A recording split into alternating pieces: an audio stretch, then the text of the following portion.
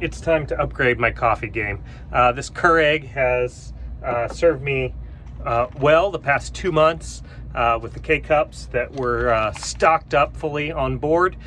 It has been convenient, but it has not provided the coffee experience that I'm desiring for a year on the Great Loop. So thanks to Mike Green here in Traverse City, we received our Amazon packages finally after a little hiccup in Manistee, and I now have pour over. In addition to the quality, the counter space that this guy took up will be repurposed.